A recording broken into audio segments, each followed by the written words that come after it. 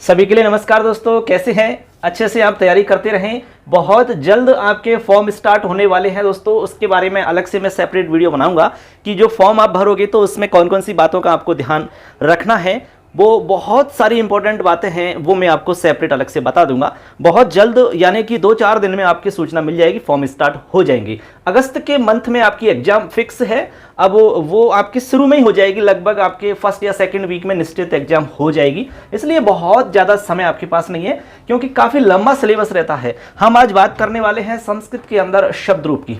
तो हम शब्द रूप आपको बताने वाले हैं मित्रों। आज हमारा जो टॉपिक रहेगा वो रहेगा शब्द रूप। देखिए, आपको हम बता दें कि सिलेबस के हिसाब से यदि हम देखें तो शब्द रूपों का नाम दिया हुआ नहीं है कि भाई कौन सा शब्द आपसे पूछा जाएगा, ठीक है ना।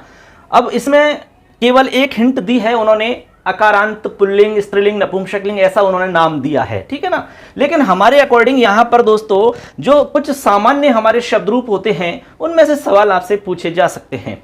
तो इसमें हम आपको टोटल 10 शब्द रूप बताएंगे, जिनमें से निश्चित रूप से आपका सवाल एग्जाम में आ जाएगा। मान लो उन 10 में से नहीं भी आया तब भी आपका सवाल गलत नहीं होगा, ऐसा हम आपको तरीका बताएंगे। क्योंकि शब्द रूप जो होते हैं उनको बनाने का तरीका आपको आना चाहिए। कहाँ से प्रश्न पूछा जाता है वो आपको पता होना चाहिए। किस तरह का प्रश्न शब्द रूप में से पूछा जाता है वो आपको पता होना चाहिए। पहले कैसे प्रश्न एग्जाम में पूछे गए हैं वो आपको पता होना चाहिए, तभी जाकर के आप सही कर सकते हो। मैं सारी चीज आपको बताऊंगा इसमें, बिल्कुल स्टेप बाय स्टेप सब कुछ आप सीख जाओगे। चैनल को जरूर आप सब्सक्राइब करना और बेल आइकन को प्रेस कर देना, जिससे कि सारी वीडियो आपको समय पर मिल सकेंगी। तो चलिए आज हम बात करने वाले हैं शब्द रूप की। शब्द रूप ऐसे गिना नहीं रखे हैं कि भाई ये वाले शब्द रूप आपको करने, इसलिए हम एक बार थोड़ी सी सामान्य जो जानकारी है शब्द रूप की वो हम एक बार देख लेते हैं। मित्रों, जो शब्द रूप है हमारे मुख्य रूप से 3 जगह डिवाइड होते हैं हमारे शब्द रूप। कितनी जगह? 3 जगह। सबसे पहले जो हमारे शब्द रूप होते हैं पुल्लिंग शब्द रूप। कौन से होते हैं? पुल्लिंग, ठीक है ना। इसके बाद में 2 नंबर पे होते हैं स्त्रीलिंग शब्द रूप, स्त्रीलिंग शब्द रूप। और तीसरे होते हैं हमारे नपुंसक लिंग शब्द रूप। यानी कि पुल्लिंग वाले शब्द रूप आपके होंगे, स्त्रीलिंग वाले शब्द रूप होंगे और नपुंसक लिंग वाले शब्द रूप होंगे। पुल्लिंग वाले शब्द रूप जैसे कि है राम है, ठीक है, बालक है, मोहन है, श्याम है, गणेश है, दिनेश है। स्त्रीलिंग की बात करें तो जैसे कि रमा है, ठीक है, लता है, गीता है, सीता है, नीता है, ठीक है ना। जितने भी नाम हैं स्त्रीलिंग के वो सारे के सारे आप इसमें पढ़ते हैं। नपुंसक लिंग की बात करें तो जैसे कि जल है, ठीक है, जलम है, पत्र है, पत्रम, ठीक है। इसके अलावा आप धनम है, ठीक है ना, ज्ञानम है, नारिकेलम है, उपनेत्रम है, ठीक है ना। बहुत सारे ऐसे शब्द आप इसमें पढ़ते हैं।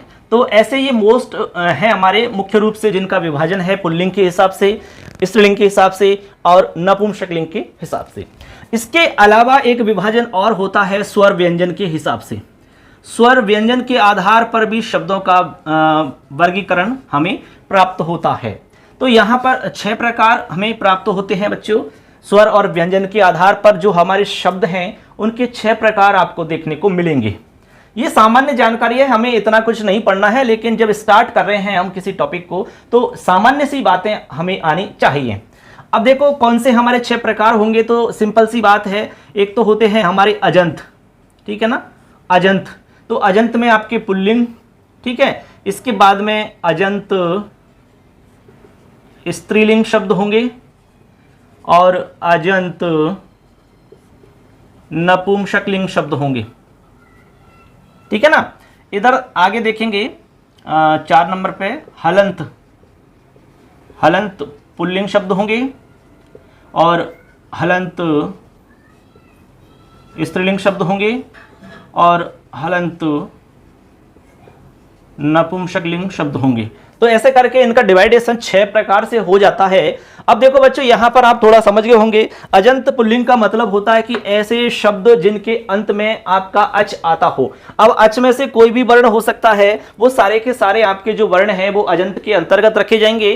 अब पुल्लिंग यदि हैं वो पुल्लिंग में आ जाएंगे, और अजंत वाले यदि स्त्रीलिंग वाले हैं तो स्त्रीलिंग के अंदर हम पढ़ते हैं उनको, और नपुंसक लिंग वाले हैं वो नपुंसक लिंग के अंतर्गत पढ़े जाते हैं। सेम स्थिति है आपकी हलंत वालों की। हलंत का मतलब है हल जिसके अंत में हो। हल का मतलब होता है बच्चों व्यंजन। अब व्यंजन तो आपको पता है बहुत सारे हैं, तो जिस शब्द के अंत में आपको व्यंजन दिखाई दे तो समझ लेना वो सारे के सारे आपके कौन से शब्द हैं, हलंत शब्द हैं। जैसे आपको मैं एक उदाहरण देके समझाता हूं, जैसे इधर से ही समझाता हूं। अजंत की हम बात करें तो जैसे कि राम शब्द है, अब राम शब्द के लास्ट में आप देखेंगे तो ए आ रहा है, ए की ध्वनि आ रही है, तो ये आपका हो गया अच अंत में है, यानी कि इसके अंत में क्या है, अच, तो ये अजंत हो गया। अब ये राम शब्द पुल्लिंग है इसलिए नाम हो जाएगा अजंत पुल्लिंग शब्द। ठीक, ऐसे मान लो हम यहां पर रमा लिख देते हैं बच्चों, तो रमा में अंत में आ रहा है, तो आ लास्ट में है, तो आ भी आपका अच है, तो ये भी अजंत कहलाएगा, लेकिन ये रमा शब्द स्त्रीलिंग का है इसलिए नाम हो जाएगा अजंत स्त्रीलिंग। ऐसे आप देखेंगे यहां पर देखेंगे तो जैसे ज्ञान है, ठीक है ना, या फिर जल शब्द है, जलम, तो ऐसे जो शब्द हैं ये हमारे शब्द क्या कहलाते हैं, नपुंसक लिंग वाले शब्द कहलाते हैं। ऐसे आप इधर देखेंगे तो जैसे हलंत के लिए राजन शब्द है, राजन, अब देखो इसमें आपको लास्ट में अच नहीं मिलेगा, यहां पर आपको व्यंजन मिल रहा है, नहीं मिल रहा है, तो यहां इससे हमें पता चल गया कि ये हलंत है और हलंत में भी ये पुल्लिंग है। ऐसे ऐसे ही आप देखेंगे स्त्रीलिंग के अंदर है, तो जैसे सरित शब्द है, सरित, सरित, ठीक है ना। अब देखो सरित शब्द में ते आ रहा है, तो ते आपका हलंत है, तो ये भी हलंत है, लेकिन ये स्त्रीलिंग का है इसलिए इसका नाम हो जाएगा स्त्रीलिंग शब्द। ऐसे ही यहां पर हलंत नपुंसक लिंग की बात करें तो यहां पर देखो मनस शब्द है, मनस, ठीक है, मनस है, पयस है, और भी कई शब्द आपको मिल जाएंगे जो कि आपके नपुंसक लिंग के अंतर्गत रखे जाते हैं। तो ऐसे करके आप समझ गए होंगे एक सामान्य सी जानकारी। लिंग के आधार पर पुल्लिंग, स्त्रीलिंग, नपुंसक लिंग हमारे होते हैं। स्वर व्यंजन के आधार पर 6 विभाग होते हैं, अजंत में 3 होते हैं, हलंत में 3 होते हैं, टोटल आपके 6 हो जाते हैं। इनको हम पढ़ते हैं दोस्तों। अब आपके एग्जाम के हिसाब से हम टोटल आपको 10 शब्द रूपों की चर्चा करेंगे, 10 शब्द रूपों को सिखाएंगे और आपको ट्रिक भी बताएंगे कैसे आप याद कर सकते हो, एग्जाम में सवाल कैसे आ सकता है। यदि आपको शब्द रूप याद नहीं है और हमारी जो ट्रिक है वो आपको पता है, तब भी आपका सवाल गलत नहीं होगा। तो ऐसी ट्रिक आपको जरूर सीखनी चाहिए, इसलिए पूरा वीडियो देखोगे तभी आप अच्छे से समझ पाओगे दोस्तों। तो चलिए आगे समझते हैं। हम आज का एक शब्द रूप हम समझेंगे इस क्लास में और वो होगा आपका राम शब्द, क्योंकि जब हम प्रारंभ कर रहे हैं तो सबसे पहले हम राम का नाम लेते हैं, उसी से हमारा काम हो जाएगा, राम का नाम भी हो जाएगा और आपका शब्द रूप भी याद हो जाएगा। तो आज की इस क्लास में हम शुरू करेंगे शब्द रूपों में। सबसे पहले राम शब्द सीखेंगे बच्चों। राम शब्द हम कैसे याद करेंगे उसको हम बताएंगे। राम शब्द में से कहां से प्रश्न आपका पूछा जा सकता है और कैसे पूछा जा सकता है, इसके अलावा इसमें क्या विशेष बातें हैं, ठीक है, राम की तरह जितने भी शब्द हैं उनको हम कैसे याद कर सकते हैं, इसकी क्या ट्रिक है याद करने की, वो सारी चीज आपको इसमें मिलेगी। तो चलिए आगे समझते हैं मित्रों। हम साफ कर देते हैं और आगे हम समझते हैं राम शब्द। सबसे पहले हम राम शब्द याद करेंगे। मैं आपको पूरी बात बताऊंगा राम शब्द के विषय में, जो भी इंपॉर्टेंट बातें होंगी वो सारी आपको इसमें क्लियर हो जाएंगी। तो देखिए राम शब्द,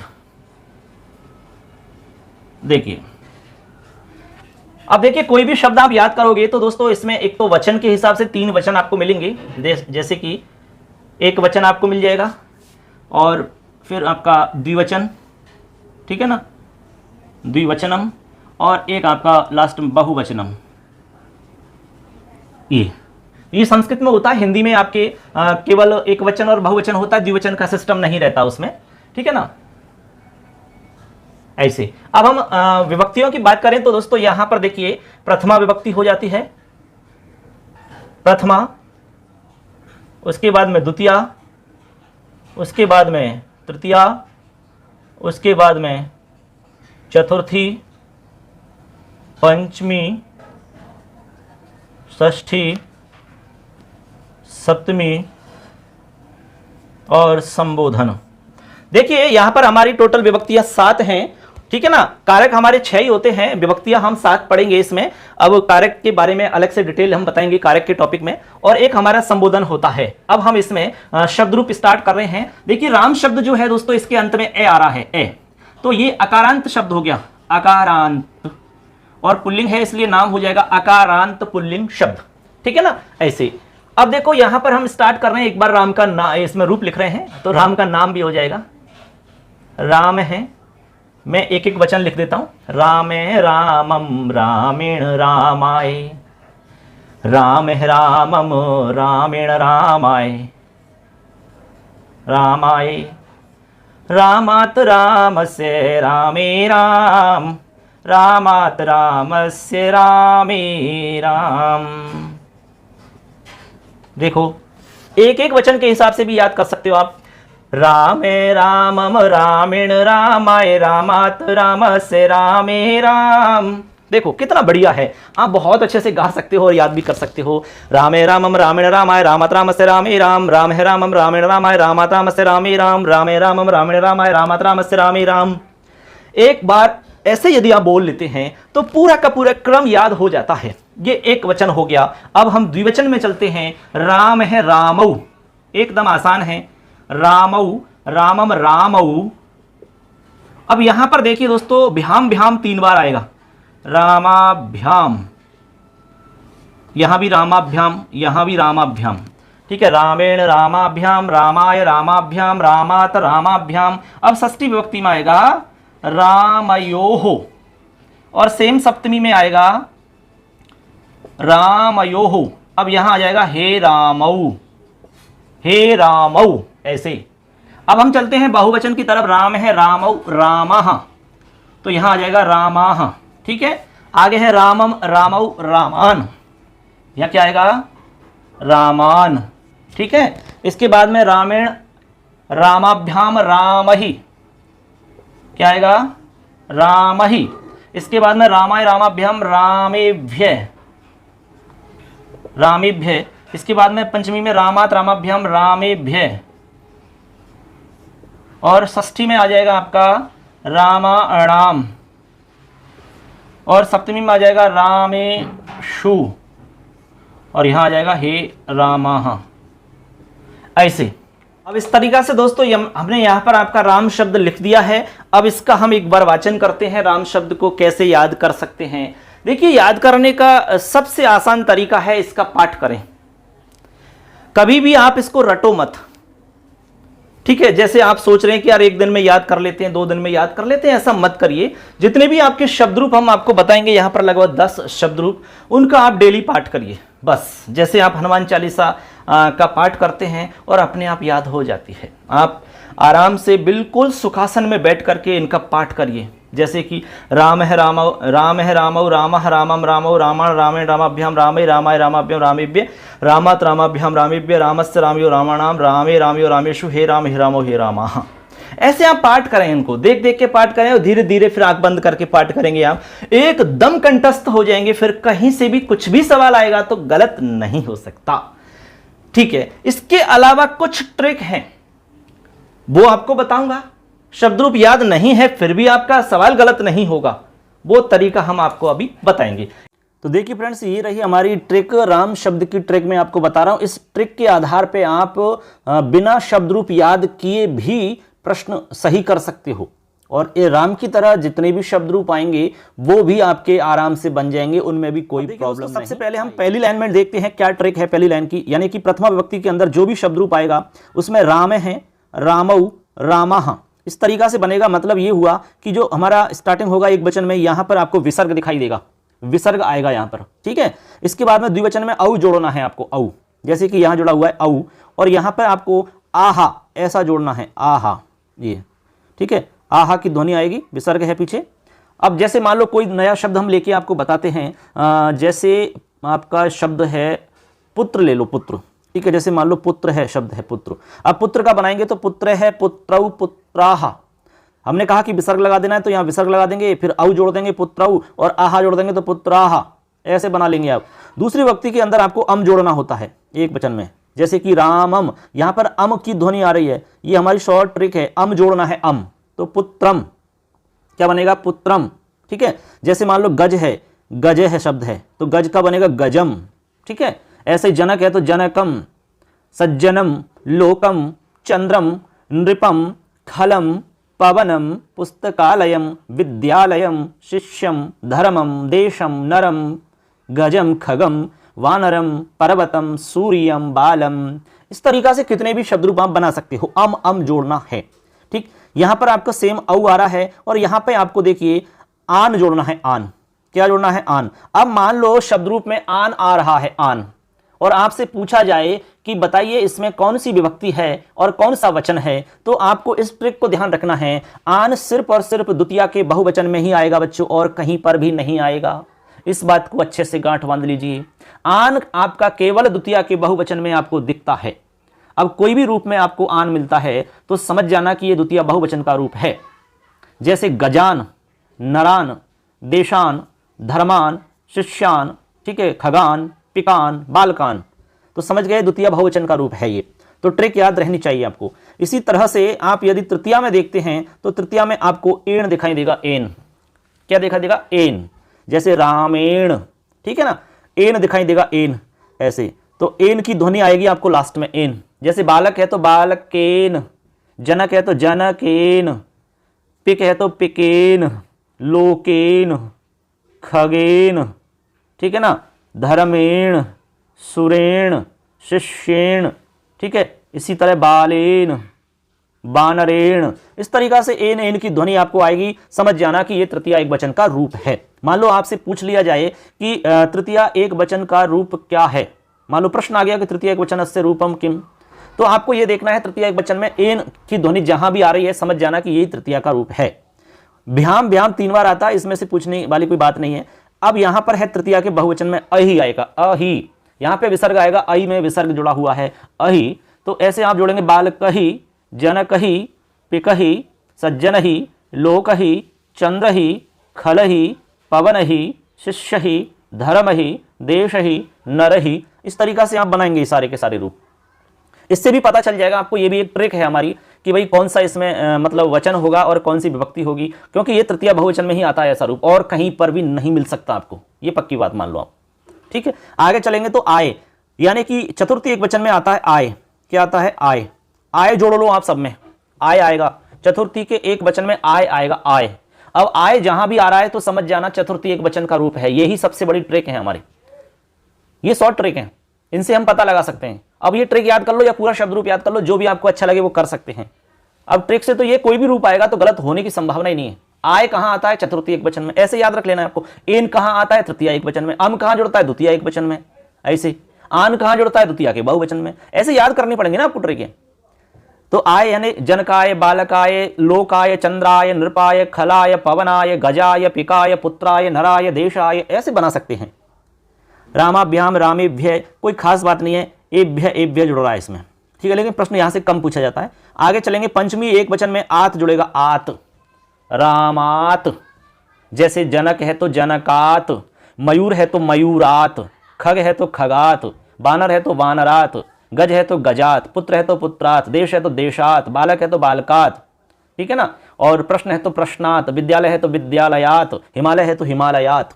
आत आत सुन लेना है, आत जहां मिल रहा है समझ लेना पंचमी का एक वचन का रूप है आत। फिर भ्याम भ्याम आएगा और एभ्य आएगा, रामेभ्य, बालकेभ्य, इसमें कोई खास बात नहीं है। इसके बाद में यदि स्य जुड़ा हुआ है, स्य, तो समझ जाना षष्ठी एक वचन का रूप है, क्योंकि स्य और जगह मिलेगा ही नहीं, ये गारंटी है। इस तरीका के शब्दों में स्य समझ जाना, ये ट्रिक मान लो आप कि षष्ठी एक वचन की ट्रिक है, स्य लगेगा, स्य स्य स्य, ठीक है ना। स्य जैसे बालकस्य, जनकस्य, ठीक है ना, सज्जनस्य, पिकस्य, मयूरस्य, खगस्य, गजस्य, पुत्रस्य, नरस्य, देशस्य, धर्मस्य, सुरस्य, शिष्यस्य, हिमालयस्य, वानरस्य, सूर्यस्य, बालकस्य। अब सब जगह बन गया कि नहीं बन गया? बताओ आप, क्या दिक्कत आई है बताइए आप। ऐसे ही आपको यहां पर षष्ठी के द्विवचन में ऐसे जोड़ना है भैया, यो हो। क्या जोड़ना है? यो हो, ऐसे यो हो जोड़ना है विसर्ग के साथ, यो हो। जैसे राम यो हो, ऐसे आप किसी भी रूप में जोड़ दोगे और समझ लेना आपका ये दो जगह बनेगा ऐसा, षष्ठी के द्विवचन में और सप्तमी के द्विवचन में। आपसे पूछा जाए कि षष्ठी द्विवचन का रूप बताओ, अब कोई भी रूप आ जाए, चाहे आपने राम का याद किया लेकिन मान लो आपके सामने आ जाता है बानर का, वानर, तो वानर का रूप बना सकते हो आप, यदि आपको ये ट्रिक याद है तो। षष्ठी द्विवचन में यो हो लगता है, वानर यो हो, वानर यो हो बन जाएगा। बालक है तो बालक का यो हो बन जाएगा। नर है तो नरयो हो, पुत्रयो हो, गजयो हो, खगयो हो, पिकयो हो, जनकयो हो, ऐसे बना लो, कहां दिक्कत आई बताओ। ध्वनि ये की यही सेम आएगी। फिर आएगा रामाणाम, रामाणाम में आम की ध्वनि आएगी, आम नाम आएगा, नाम, ठीक है, नाम और अणाम। कहीं कहीं पे आपका न आएगा और कहीं पर आपको अणा आएगा। अब इसकी मैं ट्रिक बता दूंगा, इसके लिए वीडियो मैंने ऑलरेडी बना रखा है चैनल पे, वो आप जरूर देख लेना, ठीक है ना, उससे आपका क्लियर हो जाएगा। तो इसमें नाम जहां भी जुड़ेगा, नाम तो समझ लेना षष्ठी बहुवचन का रूप है, और कहीं पर आएगा ही नहीं नाम। जैसे बालक है तो बालक का नाम, ठीक है ना, ठीक है, ऐसे आपको जन का नाम, सज्जना नाम, लोका नाम, ऐसे आप बना सकते हैं, कोई भी प्रॉब्लम आपको नहीं आएगी, नाम लगाना है आपको। ऐसे ही आपका रामे, सप्तमी एक वचन में एक ही ध्वनि आएगी, ये फिक्स है, ये ट्रिक है कि एक ही ध्वनि आएगी ही आएगी इस तरीका के शब्दों में। जैसे पिके, जनके, लोके, चंद्रे, नृपे, खले, पवने, पुस्तकालये, विद्यालये, खगे, गजे, पुत्रे, नरे, देशे, सूर्ये, पर्वते, वानरे, बालके, अनले, प्रश्ने, कहीं भी बना लो आप, कोई दिक्कत ही नहीं है। फिर आपका सप्तमी द्विवचन में सेम है, और लास्ट है आपका सप्तमी का बहुवचन, ये मोस्ट है, इसमें एशु जुड़ेगा, एशु, एशु, एशु, ऐसे जोड़ना है आपको। अब कोई भी रूप में एशु जुड़ा हुआ है तो समझ जाना आपकी सप्तमी का बहुवचन का रूप है, आराम से कर लेना है आपको। जैसे मोहन है तो मोहनेशु, राम है तो रामेशु, लखन है तो लखनेशु, कोयल है, कोयल को मतलब पिक बोलते हैं, पिकेशु, जनकेशु, सज्जनेशु, चंद्रेशु, नृपेशु, पवनेशु, खगेशु, गजेशु, पुत्रेशु, बना लो, कहां दिक्कत आई बताओ, कोई प्रॉब्लम नहीं है ना। इसके बाद में संबोधन में हे राम आएगा, यहां विसर्ग नहीं आता है, बाकी सेम आएगा, ऊपर से यूं कहते हैं हे रामो हे रामा, हाँ ऐसे। तो अब इससे आपको अंदाजा लग गया होगा कि भाई ट्रिक यदि आप ध्यान रख लेते हैं तो आपको रट्टा लगाने की भी आवश्यकता नहीं पड़ेगी, ट्रिक ध्यान रखनी है सिर्फ। इस तरीका के जितने भी शब्द होंगे दुनिया में सेम टू सेम बनेंगे, जैसा कि हमने ट्रिक आपको बताई है, यही ट्रिक है दोस्तों, समझ गए बात को। तो ये हमारी ट्रिक है, अच्छे से इस ट्रिक को ध्यान रखना, अपने दिमाग में फिट कर लेना कि हमने जैसे प्रथमा में क्या ट्रिक बताई है, द्वितीया के लिए क्या, तृतीया में, चतुर्थी, पंचमी, षष्ठी, सप्तमी में अलग अलग लाइंस में हमने अलग अलग ट्रिक आपको बताई है। ये शॉर्ट ट्रिक है, इसको ध्यान रखना है, शब्द में जोड़ दीजिए, फटाफट आपका रूप बन जाएगा। चलिए अब हम शब्द रूप को आगे बढ़ाते हैं, एक बार हम पढ़ते हैं। रामे रामौ रामः प्रथमा, रामम रामौ रामान द्वितीया, रामेण रामाभ्याम रामहि तृतीया, रामाय रामाभ्याम रामेभ्य चतुर्थी, रामात् रामाभ्याम रामेभ्य पंचमी, रामस्य रामयोः रामाणां षष्ठी, रामे रामयोः रामेषु सप्तमी, हे रामहु हे रामः संबोधनम, हे रामहु हे रामः संबोधनम।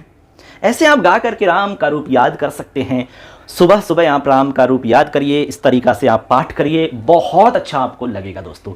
एक एक वचन का भी आप कर सकते हैं, और हमने अभी जैसे बोल के बताया वैसे भी कर सकते हैं। स्पीड से करोगे उतना ही अच्छा लगेगा। रामे रामम, देखो राम है रामौ रामः प्रथमा, रामम रामौ रामाण द्वितीया, रामेण रामाभ्याम रामहि तृतीया, रामाय रामाभ्याम रामेभ्य चतुर्थी, रामात् रामाभ्याम रामेभ्य पंचमी, रामस्य रामयोः रामाणां षष्ठी, रामे रामयोः रामेषु सप्तमी, हे रामौ हे रामः संबोधनम। ऐसे अब देखिए, ये तो हो गया हमारा बोलने का, गाने का सिस्टम। अब हम देखते हैं इसमें शब्द रूप में कहां से प्रश्न आपका पूछा जा सकता है। देखिए मित्रों, राम है रामौ रामः, ये एकदम सिंपल है, इसमें से सवाल नहीं बनेगा, ठीक है ना, क्योंकि ये तो सामान्य है। अब देखो आगे, रामम रामौ रामान, एक तो ये जगह है जहां से प्रश्न पूछा जा सकता है। इसके अलावा यहां से प्रश्न आपका पूछा जा सकता है, इसके अलावा यहां से आपका प्रश्न पूछा जा सकता है, रामाय रामाभ्याम रामेभ्य, ठीक है, एक आपका यहां से बन जाता है प्रश्न, एक आपका रामाय रामात रामस्य, ठीक है, और एक आपका यहां से बनता है। मोस्टली जो ज्यादा सवाल बनते हैं वो इस जगह से बनते हैं आपकी, और एक आपका यहां से बनता है। ये जो मैंने 5-6 जगह बताई है, यहां से आपका निश्चित रूप से प्रश्न बनेगा। यदि इस राम शब्द में से यदि प्रश्न आया तो जो हमने यहां पर चिन्हित किए हैं इनमें से गारंटी से प्रश्न आएगा आपका, ठीक है, समझ लेना अच्छे से। जैसे यहां होता क्या है, देखिए यहां कंफ्यूजन ऐसे हो जाता है कि यह तृतीया एक वचन में रामेण बनता है, लेकिन एग्जाम में हमारे पास जब ऑप्शन इस तरीका का आता है तो हम इसमें कंफ्यूज हो जाते हैं। आपको लगता है कि रामेण ही तो है, लेकिन ये न है और ये ण है, दोनों में जमीन आसमान का अंतर है। ये ऐसा अंतर क्यों है, इसका भी नियम है, ये हम आपको अलग से बताएंगे। वैसे हमने ऑलरेडी चैनल पे डाल रखा है, आप चाहो तो देख सकते हैं कि न और ण का क्या नियम है।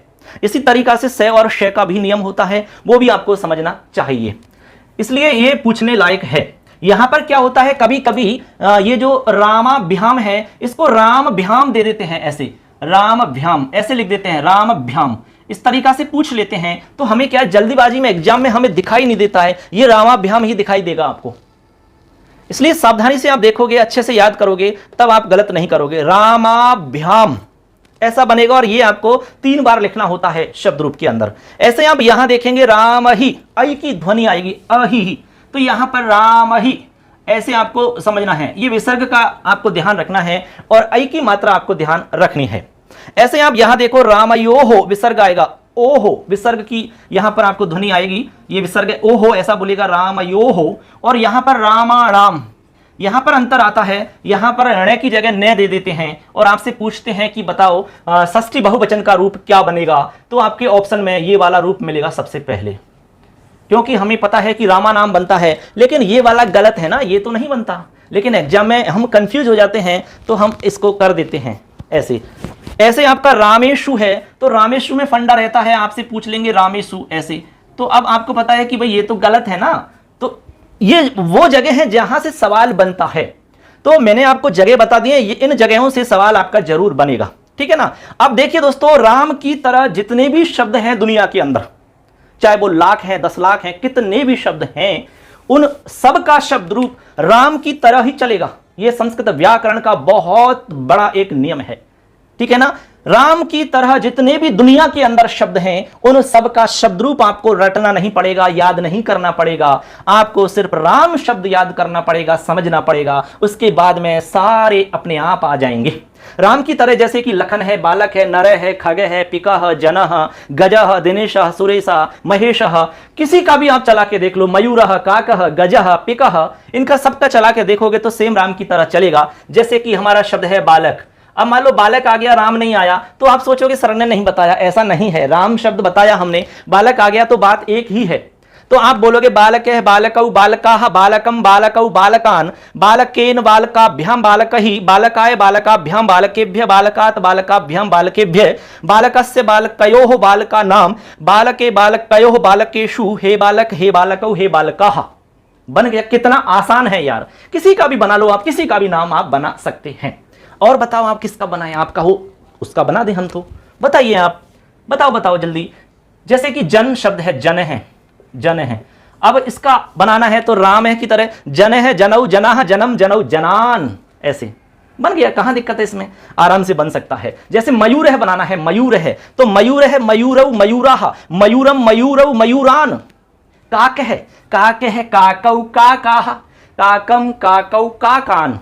गज है, गजय, गजौ, गजाह। पिक है, पिकौ, पिकाह। चटक है, चटकौ, चटकाह। बन गया।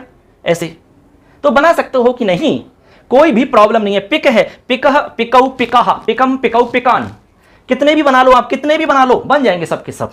तो इस तरीका से आपको याद करना है, गा करके याद करना है, बहुत अच्छा लगेगा, बहुत मजा आएगा और आपका काम भी हो जाएगा, गलत नहीं होगा सवाल। मैंने जगह फिक्स कर दी है, इनमें से 99% आपका सवाल पूछा जाता है, पूछा गया है और पूछा जाएगा।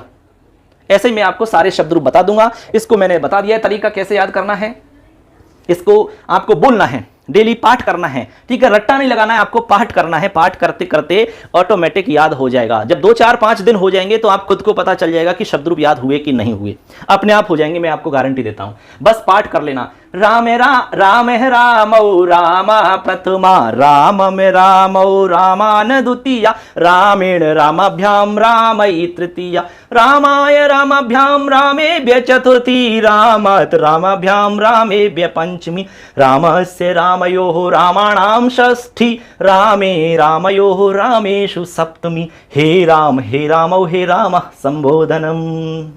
ऐसे आप आराम से गाइए, मस्ती के साथ में याद करिए, और कोई भी कंफ्यूजन होता है तो आप सवाल करिए, आपके हर कंफ्यूजन को दूर किया जाएगा। आराम से आप तैयारी करिए, आराम से पढ़िए, कोई भी प्रॉब्लम नहीं। तरीका से दोस्तों इसको याद करना है। हमें पता है कि गर्मी का समय चल रहा है, बहुत सारी परेशानियां होंगी, हर आदमी आराम चाहता है, आराम से कूलर की हवा में, ठंडी हवा में आराम से निद्रा लेना चाहता है हर कोई व्यक्ति। लेकिन आप हमें भी देख रहे होंगे, ठीक है ना, आप देख पा रहे होंगे कितनी प्रॉब्लम हो रही है, लेकिन हमें प्रॉब्लम इसलिए नहीं लग रही क्योंकि हम आपको कुछ दे पा रहे हैं, ठीक है, हमारे वजह से आपको कुछ मिल रहा है, ठीक है, यही हमारे लिए सबसे बड़ी बात है। और फिर हम आपके लिए इतना कर रहे हैं तो आपको भी करना चाहिए। आप जब अच्छा कुछ कर लोगे, आप कुछ बन जाओगे, आपका सपना पूरा हो जाएगा, उस समय हमें बहुत अच्छा लगेगा, बहुत खुशी होगी। आप एक बार बता जरूर देना कि सर हमारा नंबर आ गया, ठीक है ना, तो हमें बहुत अच्छा लगेगा। इसलिए दोस्तों आप सब हमारी एक फैमिली हैं, इसलिए हम चाहते हैं कि हमारे सारे सदस्य अच्छे से अच्छा काम करें और जो हम यहाँ पर आपको बता रहे हैं उससे आपको निश्चित फायदा मिले दोस्तों। इसलिए लास्ट में कहना चाहूँगा कि खिलते रहो गुलाब की तरह, हर गम से रहो आज़ाद, दुखों का करना पड़े ना तुम्हें सामना, यही है हमारी शुभकामना। हमारी आपके लिए बहुत बहुत शुभकामना है। एग्जाम का शेड्यूल आपका बहुत जल्द आने वाला है, इसलिए आपको लगातार तैयारी में आपको लगे रहना है और आपको कोई भी प्रॉब्लम आए तैयारी में तो आप हमसे पूछ लेना दोस्तों, जितनी हमें जानकारी है वो आपको ज़रूर शेयर की जाएगी। सबके लिए धन्यवाद। आराम से अपनी तैयारी रखें, कोई भी प्रॉब्लम है तो हमारे साथ में शेयर करें। नमस्कार मित्रों, फिर मिलेंगे अगली क्लास में। जय हिंद।